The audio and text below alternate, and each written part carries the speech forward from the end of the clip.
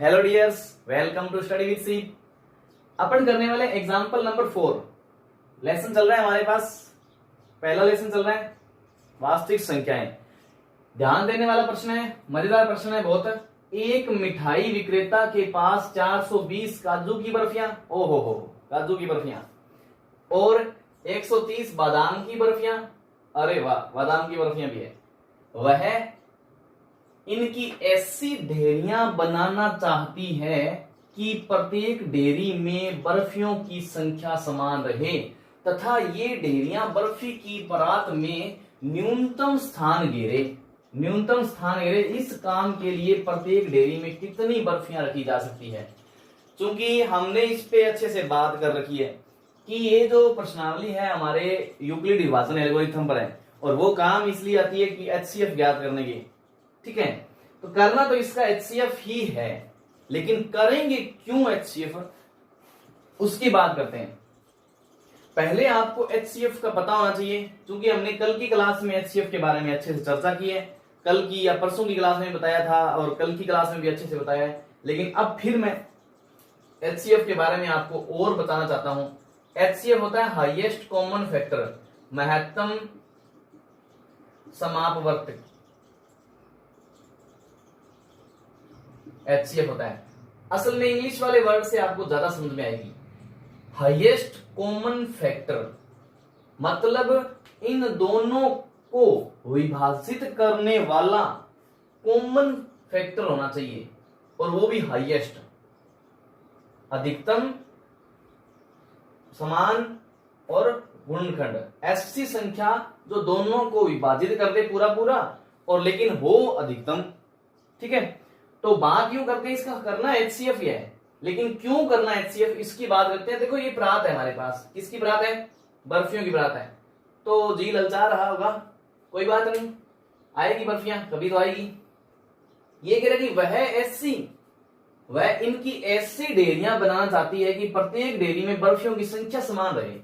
एक तो बर्फियों की संख्या समान रहनी चाहिए बिल्कुल, और ये ढेरियां बर्फी की परात का न्यूनतम स्थान घेरे, एक न्यूनतम स्थान घेरे। अब देखो समान को तो हम क्या करते हैं, दोनों दो दो से विभाजित है। ठीक है, दोनों संख्याएं दो दो से विभाजित है, तो दो दो की दो दो बर्फियां रख दें, या एक एक बर्फियां रख दें भी वाला, ठीक है, समान ढेरियां बन गई। पर लेकिन जब एक एक अगर बर्फी रख दी तो क्या हो जाएगा कि समान न्यूनतम स्थान नहीं घेरेगी, ढेरियां अलग अलग बन जाएगी एक एक की, तो वो तो बहुत स्थान घेर लेगी। लेकिन हमें एचसीएफ लेना है, हमें ऐसी संख्या लेनी है कि वो दोनों को बराबर डिवाइड कर दे और बर्फियां बराबर बराबर आ जाए, लेकिन स्थान कम घेरे।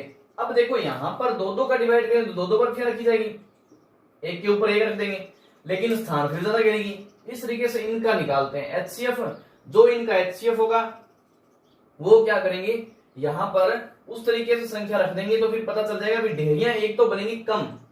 ठीक है, ढेरियों की संख्या समान रहेगी, एक तो संख्या ढेरियों में बर्फी की संख्या समान रहेगी और ढेरियां बन जाएगी, और परात में स्थान भी वो न्यूनतम घेरेगी। कैसे, अब अपन पहले तो क्या कर लेते हैं, 420 जो है ना ये, और 130 है ये, इन दोनों को क्या कर लेते हैं, गुणनखंड याद कर लेते हैं। लेकिन हम यहाँ पर तो सिर्फ गुणनखंड नॉर्मल तरीके से मैं बताता हूं आपको, हम यूक्लिड विभाजन प्रमेय से या यूक्लिड विभाजन एल्गोरिथम से याद करने वाले हैं। तो अलग अलग होता है ये। एचसीएफ के लिए जब याद करते हैं तो दोनों को अलग अलग से करते हैं। 2 का भाग देते हैं तो 110 आ जाता है, फिर 2 का भाग देते हैं तो 55 आ जाता है, और फिर 5 का भाग देते हैं तो 11 टाइम जाता है, और फिर क्या करते हैं 11 का भाग देते हैं तो ये एक बार जाता है। अब इसमें क्या करते हैं, 2 का भाग देते हैं तो ये 130 हो गया, तो ये बचता है 65, और फिर 5 का भाग देते हैं तो ये बनता है 13 5 65, और फिर 13 बार जाता है। तो यहाँ पर कॉमन कितने आ रही है, देखो 2 5 आ रहा है, 2 5 कॉमन आ रहा है, तो 2 गुणा 5 इसका क्या है, एचसीएफ है।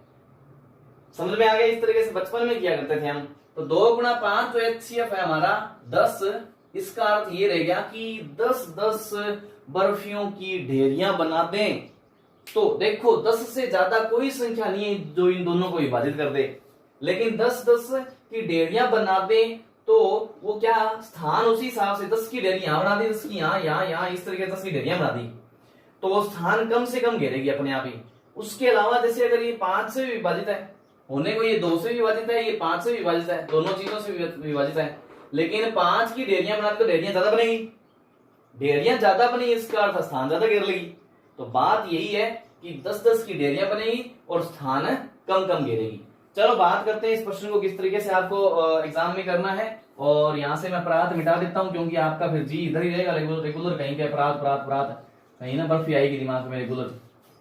तो बर्फी को भूल जाए एक बार के लिए। तो ये रखें कि इसमें कुछ ऐसी चीजें रखी हुई है जिसको हमें 10-10 के लिए जाना है। तो हमें क्या करना है कि परात में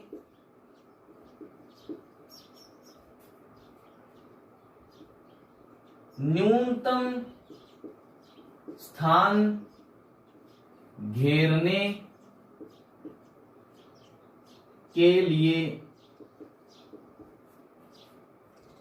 420 और 130 का HCF लेना होगा। ठीक है, न्यूनतम स्थान घेरने के लिए 420 और 130 का HCF लेना होगा ताकि वो बर्फी ज्यादा आ जाए, इसमें अधिकतम बर्फी आ जाए, दोनों को ज्यादा बर्फी आ जाए और स्थान न्यूनतम घेरे। तो बात करते हैं सबसे पहले यूक्लिड, लिख लेते हैं यूक्लिड विभाजन एल्गोरिथम से। क्या है यूक्लिड विभाजन एल्गोरिथम से? A बराबर BQ प्लस R, ये होता है यूक्लिड विभाजन एल्गोरिथम। तो सबसे पहले कहानी करेंगे, इसमें चरण इसके भी बना लेंगे अपन। पहला चरण, पहले चरण में क्या करते हैं, देखो 420, चूंकि 420 बड़ा किससे है 130 से, तो 420 इधर लिख लेंगे और 130 इधर लिख लेंगे, गुणा में कुछ लिख के, और फिर ये अपने जो इसका भाग जितनी बार जाएगा वो आ जाएगा। देखो ये एक बार जाएगा, सॉरी एक बार क्या, ये 3 बार चला जाएगा, ठीक है ना, 3 बार, जैसे 300 और 90, 390 हो जाएगा। 4 बार नहीं जाएगा क्योंकि 4 बार तो 400 हो जाएगा, ये ऊपर चला जाएगा, 3 बार चला जाएगा। तो अपन इसको 3 बार कर लें, कंफ्यूजन करने की आवश्यकता नहीं है, रफ में जाके काम कर लें, अपने भले 3 बार जाए, अपने भले 2 बार जाए। अपन क्या कर लेंगे, बस इसको बार बार ट्राई करके देख लेंगे, रफ में करेंगे तो आराम से हो जाएगा। तो 0 और 12 में से 9 गया 3 और 30 बच गया, क्या हुआ 30 बच गया इधर। अब क्या करते हैं, ये तो काम कंप्लीट हुआ पहले चरण में। अब हम क्या करते हैं, इसका लेते हैं सेकंड चरण, दूसरा चरण, चरण सेकंड या दूसरा। अब की बार 130 को इधर रखते हैं, आपको बताइए यहां वाली संख्या यहां पे आती है, बराबर में 30 का भाग देते हैं, कितनी बार जाएगा, देखो 30 का भाग 130 में देंगे तो कितनी बार जाएगा, देखो तो यहां पर 3 × 9, 4 × 12, 4 × 12 बार है ना, 4 बार जाएगा तो 120 और ये 4 बार, बचा कितना यहां से 10 और ये बचा 10। ठीक है, चलो ये कंप्लीट हो गया। अब इसका चरण लेते हैं क्योंकि यहाँ पे हमें 0 चाहिए, जब यहाँ पे 0 होता है तो हमारा ये भाजक जो होता है वो उसका HCF होता है। तो चरण थर्ड जो होगा इसका ये बनेगा 30 बराबर 10 गुणा में 3 बार जाएगा और 0 बच जाएगा लास्ट में। तो यहां पर अंतिम भाजक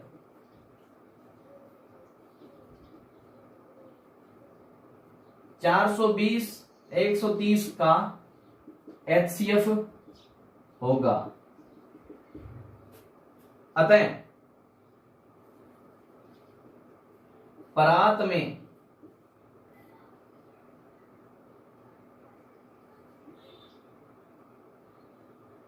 न्यूनतम स्थान घेरने के लिए, न्यूनतम स्थान घेरने के लिए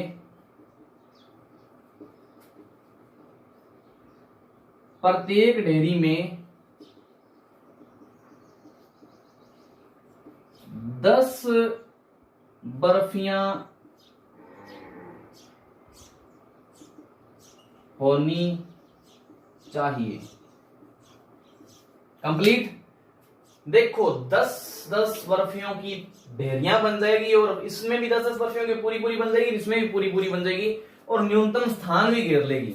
ये है हमारा उदाहरण नंबर 4। बहुत ही सरल उदाहरण है, लेकिन बस भाषा लिखी हुई है वो आपको थोड़ी कंफ्यूज कर सकती है। आप इस तरीके से कंप्लीट कर देंगे इस प्रश्न को, लास्ट में उत्तर लिख देंगे और ये बहुत ही सरल प्रश्न है। तो अब करते हैं अपने इसका नेक्स्ट क्वेश्चन। ये क्वेश्चन है चैप्टर 1.1 का क्वेश्चन नंबर 1। निम्नलिखित संख्याओं का एचसीएफ ज्ञात करने के लिए यूक्लिड विभाजन एल्गोरिथम का प्रयोग कीजिए। तो एग्जांपल पहला कर रखा है हमने, नॉर्मल क्वेश्चन है, बिल्कुल पहला एग्जांपल कर रखा है, बस उसी के तरीके से ये काम करना है। तो करना क्या है वो आप सभी जानते हैं। सबसे पहले पहला क्वेश्चन ले लेते हैं, 135 और 225। क्या करना है, इसका एचसीएफ ज्ञात करना है। आपको अच्छे से आती है यूक्लिड विभाजन एल्गोरिथम। तो सबसे पहले देखो 225 बड़ा है किससे, 135 से। तो यूक्लिड विभाजन एल्गोरिथम ए बराबर बी क्यू प्लस आर से बनेगा यूं कि ए बराबर हमारा जो बड़ी संख्या होती है वो होती है 225 और बी बराबर 135। अब पहला चरण लिखते हैं, देखो सरल बहुत क्वेश्चन, बहुत ही सरल है। पहला चरण लिखते हैं 225 बराबर क्या करना है, 125 का इसमें भाग देना है। कितनी बार जाएगा, 125 का 2 बार करें ना तो 250 हो जाएगा ये, तो इससे ज्यादा हो जाएगा, इसलिए एक ही बार करते हैं। एक बार जैसे किया तो यहां से 125 घटेगा, ठीक है। जैसे 125 घटा 0 0 1 बना 100। चूंकि यहां पर हमें अभी तक शेषफल शून्य प्राप्त नहीं हुआ, इसलिए 125 इसका एचसीएफ नहीं है, तो चरण सेकंड भी लेना पड़ेगा। तो 125 बराबर 100 का डिवाइडेशन, इसको यहां लेते हैं, इसको यहां लेते हैं, और गुणा में कितनी बार जाएगा, ये भी एक बार जाएगा। कितना बचा यहां से बचा देखो 125 में से 100 जाएंगे तो 25 बचा, ये लो 25 कंप्लीट। नेक्स्ट अब क्या करेंगे, देखो यहां पर ये 100 इधर आ जाएगा अब, और ये 25 इधर आ जाएगा, ये वाला गुणा में कितनी बार, देखो 2500 का 100 4 बार जाएगा, और कितना बचा 0। तो ये चरण हमारा थर्ड था, यहां पे चरण तीसरा। चूंकि शेषफल 0 आया, अतः एचसीएफ क्या हो जाएगा हमारा, 25 हो जाएगा। सीधा सीधा लिखते हैं, अंतिम भाजक होता है ये, अंतिम भाजक। इस तरीके से ही करना है, ये आंसर बन गया। इतना सरल तो क्वेश्चन है। चलो अब इसका सेकंड नंबर क्वेश्चन करते हैं। ऐसा मुझे लग रहा है कि आपको यूक्लिड विभाजन एल्गोरिथम में कोई प्रॉब्लम नहीं है, फिर भी प्रॉब्लम आए तो मुझे कमेंट बॉक्स में लिखें और बता दें कि क्या प्रॉब्लम है। और यूक्लिड विभाजन एल्गोरिथम क्या होती है, भाज्य बराबर भाजक गुणा भागफल प्लस शेषफल। ये चले अब सेकंड नंबर क्वेश्चन पर। सेकंड नंबर क्वेश्चन ये है 196 और 38220। देखो यहां पर देखो सेम तरीके से लिखना है, 38220 बड़ा किससे है, 196 से। तो यूक्लिड विभाजन एल्गोरिथम ए बराबर बी क्यू प्लस आर से ए कितना हो जाएगा 38220, और बी कितना हो जाएगा 196 हो जाएगा। तो चरण पहला क्या रहेगा, चरण फर्स्ट बहुत ही सरल ना, कितना काम इजी हो रहा है, 38220 बराबर 196 गुणा में कुछ लेंगे, देखो कितनी बार भाग जाएगा इसमें। तो अब इसका क्या करते हैं, देखो 38220 में 196 का भाग देके देख लेते हैं अपन। 38220 में 196 का सीधा सीधा भाग देके देख लेते हैं, हो जाएगा क्लियर। भी अपन क्या कर सकते हैं, इसमें भाग भी देखकर देख सकते हैं। यहां से क्लियर नहीं हो रहा, पता नहीं चल रहा भी कितनी बार जाएगा, तो सीधा भाग देके देख लें। देखो यहां पर इसमें 2 बार करें तो ये 200 के आसपास की संख्या है, 200 से 4 ही कम है। 2 बार करें तो 400 हो जाएगा, 400 से 8 कम हो जाएगा, 8 कम हो जाएगा तो 392 हो जाएगा, तो ज्यादा हो जाएगा इससे 382 से। तो एक बार जाएगा ये, तो एक बार 196 आ जाएगा, 12 में से 6 गया 6 और 7 बचा यहाँ पे 17 हो जाएगा, 17 में से 9 गया 8 और यहाँ पर 2 बचा, 2 में से 1 गया 1 और अब देखो 186 में इसका जाता नहीं है इसलिए 2 ऊपर से उतारना पड़ेगा। क्या है यहाँ पर देखो, यहाँ पर है 196, मान लो 200, कितनी बार गुणा करेंगे इसके लगभग पास में पहुंच जाए, तो 200 से कम है तो इसलिए उतने हिसाब से करेंगे। देखो 9 दूनी 18 होता है, 9 दूनी 18, 200 गुणा 9 1800, मोटा मोटी 1800 आ जाएगा आराम से, है ना। तो 9 बार करते हैं, हाईएस्ट अपन 9 बार ही कर पाते हैं और पहली बात इसमें 9 बार जाएगा 10 बार जाएगा नहीं, तो 9 बार करते हैं। तो 9 बार इसका करेंगे तो सिंपल हम तो यहां से 9 बार करेंगे ना कि ये तो हमने अंदाजा लगा के देखा। इसको मिटा देता हूं, तो यहां से 9 बार करेंगे तो 6 नीम 54 का 4 और असल बची 5 और नीम 81 और 5 कितने हो जाएगा 86 और 9 और 8 कितने हो जाएंगे 1764 हो जाएगा। ये इससे डिलीट कर देते हैं, ये दरअसल रफ काउंट कर रहे हैं अपने हिसाब से करते थे। 12 में से कितना जाएगा, यहाँ पर 4 जाएगा तो बचेगा सीधा 8 और इधर 5 ही बच गया, इधर 15 में से 6 जाएंगे तो कितना बचेगा 9, 98 बच गया और इधर से क्या 0 और उतार लेते हैं। ठीक है, अब ये कंप्लीट हो रहा है। देखो कितनी बार जाएगा, यहाँ पे देखो 196 मतलब 200 ही मान लो वापिस और 900 है तो 200 को 4 से गुणा किए तो 800 आ जाए तो इसके पास पहुंच सकती है। और 196 में मैं क्या करता हूं कि 4 का गुणा कर देता हूं, ठीक है। या एक काम करते हैं, यहाँ पे 0 है, 5 6 30, कुछ 5 का गुणा करते हैं जिससे कुछ फर्क मिल जाए। तो 5 6 30 का 0 असल 3, 9 5 45 और 3 कितना हो जाएगा 48 हो जाएगा और 8 हंसल बची 4, 5 एकम 5 और 4 9। ये देखो 980 पूरा आ गया, 980 पूरा आ गया तो कितनी बार जाएगा 5 बार जाएगा और 980 पूरा आ गया। अरे वाह, चेहरे की मुस्कान बता रही है कि ये तो सर पूरा चला गया एक बार में जब पूरा चला गया इसका अर्थ है जो 196 है यही हमारा क्या हो जाएगा HCF हो जाएगा। कितनी बार गया 195 बार भाग गया और शेषफल क्या बचा, कुछ नहीं 0। जैसे 0 शेषफल बचा, यहां शेषफल बराबर 0, अतः अंतिम भाजक या भाजक 196 ही HCF होगा। कभी ये भी आ जाए खुद 196 दोनों संख्याओं में से भी एक संख्या HCF आ जाए तो कोई प्रॉब्लम नहीं है, इसका आंसर बन जाएगा। ये बहुत सरल क्वेश्चन था, तो ये तो अभी 1 सेकंड में कंप्लीट हो गया। ऐसे लग रहा था कि 38 220 पता नहीं कब तक कंप्लीट होगा। तो अब करते हैं इसका थर्ड क्वेश्चन और भी अच्छे वाला क्वेश्चन है। तो क्या कह रहे हैं थर्ड क्वेश्चन देखना, ये कह रहा है कि 867 और 255, तो 867 255 से बड़ा है और वो ही तो यूक्लिड विभाजन एल्गोरिथम a बराबर BQ प्लस R से क्या हो जाएगा, a बराबर 867 हो जाएगा और b बराबर 255 हो जाएगा। तो चरण पहला, चरण फर्स्ट कितनी बार जाएगा 867 और ये 255, ये 250 मान लो। 250 को कितनी बार गुणा करें, लगभग 3 से गुणा करते हैं तभी तो लगभग 750 से इसके आसपास पहुंचती है। 4 से गुणा करते ही तो ये 1000 के आसपास पहुंच जाएगी संख्या, ज्यादा ही हो जाएगी 1000 से क्योंकि 250 से ज्यादा है। तो 3 बार गुणा करता हूं इसको मैं, 3 बार इसको गुणा करते ही क्या हो जाएगा, कितना पड़ेगा, पहले 3 बार गुणा कर लेते हैं। 5 3 15 का 5, क्योंकि इसमें से माइनस करना है इसलिए इसके नीचे रख लेते हैं। आप रफ कॉपी में करना है ये काम सारा का सारा। तो 5 3 15 का 5, हंसल बची 1, 5 3 15 और 1 16 का 6, हंसल बची 1 और 6 3 दूनी 6 और 1 7, 765 हो गया। यहाँ पे 2 बचा और 0 बचा और 102 बच गया।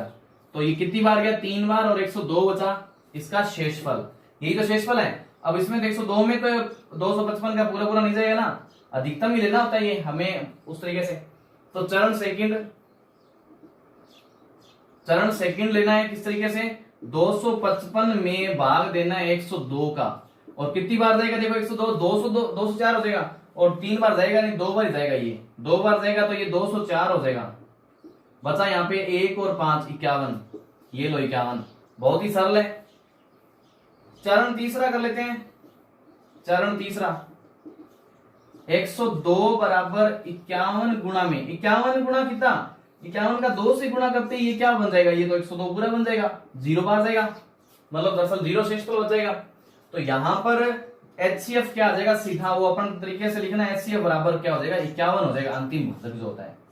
ये इसका तीसरा क्वेश्चन था। तो आपको मजा आया होगा ये पहला प्रश्न करते हुए। अब अपन इसका करते हैं सेकंड क्वेश्चन। अब ये अपना क्वेश्चन है 2 नंबर, दर्शाइए कि कोई भी धनात्मक विषम पूर्णांक 6q+1, 6q+3 और 6q+5 के रूप का होता है जहां q कोई पूर्णांक है। देखो कल हमने क्वेश्चन किए थे, कल उदाहरण किए थे हमने, दूसरा उदाहरण और तीसरा उदाहरण, उसमें कुछ इसी प्रकार से था। उसमें 2q और 2q+1 के रूप में लिखा था, और एक में क्या लिखना था 2q+1 और 2q+3 सॉरी 3q+1 या 4q+1 और 3q+1 लिखना था। बहुत सरल था उसमें, और उसी तरीके से करना। सेम क्वेश्चन है। देखो इसमें इस क्वेश्चन में किसी भी प्रकार का प्रश्न आ जाए ना तो आपको घबराना नहीं है। आपने देखना है कि ये कितना 6 हम लेंगे भाजक ले लेंगे सीधा 6, वो भी बी वाली संख्या जो बी होती है ना बी, उसको 6 ले लेंगे। अब भाजक जब 6 होगा तो शेषफल क्या क्या बच सकते हैं आपको पता हो तो? शेषफल 0 बच सकता है, 1 2 3 4 और 5 बच सकता है। क्या 6 शेषफल बच सकता है? नहीं, 6 से तो उसमें भाग और चला जाएगा। शेषफल या तो 0 बचेंगे या 1 2 3 इस तरीके से बचेंगे। अब नॉर्मल सी बात है कि जब धनात्मक संख्या हो सम, धनात्मक सम पूर्णांक हो, उसमें आता है 0 2 4, ये वाली 3 चीजें उसमें आती है। अब विषम की बात है तो 1 3 और 5 के लिए जो बनते हैं वो इसके विषम वाले आएंगे। विषम धनात्मक विषम पूर्णांक के लिए उसका बनेगा शेषफल, ये बचेंगे। क्योंकि जब 0 2 और 4 बचे तो उस संख्या में 2 का भाग चला जाता है, और 2 का भाग चला गया इसका अर्थ है धनात्मक सम पूर्णांक है। 2 का भाग किसमें नहीं जाएगा? 1 में 3 में और 5 में नहीं जाएगा अभी तक। और तो अब इसको इस तरीके से अभी तो यूक्लिड विभाजन एल्गोरिथम से करना है। तो देखो किस तरीके से करेंगे। सबसे पहले कल हमने यही काम किया था कि माना, ये देखो एक ही टाइप से मानना है, हर प्रश्न को इसी तरीके से चलना है। माना कोई विषम धनात्मक पूर्णांक क्या है? a है, तथा अन्य पूर्णांक, एक अन्य पूर्णांक लेते हैं b बराबर 6। ये मानना है पहले, वो मान के उसके बाद चलेंगे। तो यूक्लिड विभाजन एल्गोरिथम a बराबर BQ+R से क्या बन सकता है कि a बराबर 6Q+R बनेगा, जहां R बराबर 0 1 2 3 4 5 हो सकते हैं। समझ में आ रहा है? बहुत सरल प्रश्न है। भी देखो भाजक उस जितना होता है R, रिमाइंडर शेषफल उससे कम ही रहेगा। 0 से माइनस में कभी नहीं जाएगा, ध्यान रखना। 0 से शुरू होकर और उसके एक कम तक संख्या तक जा सकता है। यहां पर 7 आ जाता तो ये 6 तक चला जाता। ठीक है, बात ये कंप्लीट होती है। अब देखो तो a के मान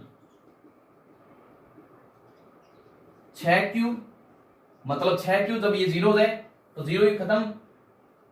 6q+1, 6q+2, 6q+3, 6q+4, 6q+5 हो सकते हैं।